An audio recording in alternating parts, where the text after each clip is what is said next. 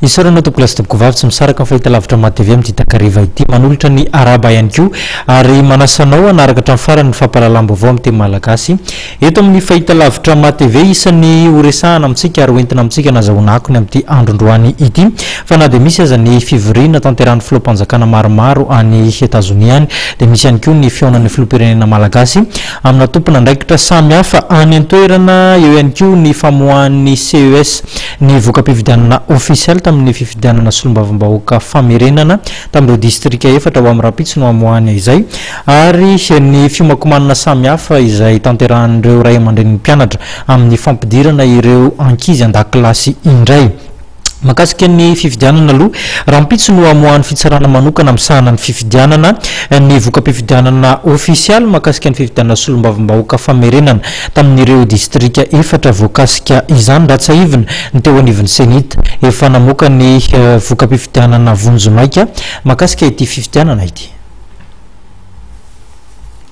Ho fantatra rahampitso ny anaran'ny solombavambahoaka efatra vaovao anampin'ny parlementaire 720 izay efa miasa amin'izao fotoana izao.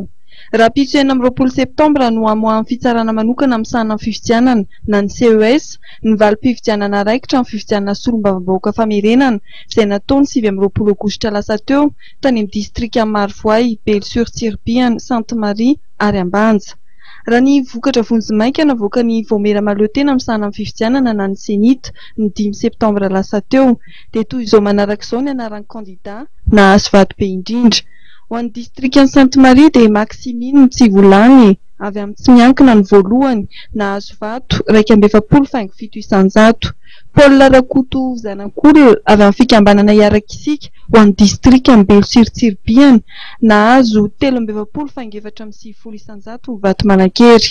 Ho an'ny Marovoay dia ny tsy miankina Saobra Vonjatova no mitarika amin'ny Sambato 13,450 ho an'ny distrikana Ambanja kosa dia Mahamodo Solaimana avy amin'ny Malagasy miaramiainga no voalohany nahazo ny 4,720 vato manakery. Anamafy ho vokatr'io ny CES niazo antoka dia tsy hisy ny kandida izay misy anandaharana. Milavin'ny CES avokoa mantsy ny fangatahana fanitsanana kandida izay tonga teo anivon'ity androm-panjakana ity. Ny fanafoanana Isambato ataon'ny fitsarana manokana amin'ny sahanan'ny fifidianana no an'ny mety hanova ny voka-pifidianana vonjomaika avy amin'ny senita. Ao anatin'ny lanonana ara-pitsarana izay tanterahina etsy amin'ny lapan'ny fitsarana etsy Ambodara Rahampitso manomboka amin'ny 10 maraina no ahafantarana ny mpandresy tao amin'ny fifidianana solombavambahoaka famerenana izay nitanterahina tany amin'ny distrika Marovoay, Belle-sur-Tirpiana, Sainte-Marie ary Ambanja ny 7 aogositra 2024 lasa teo.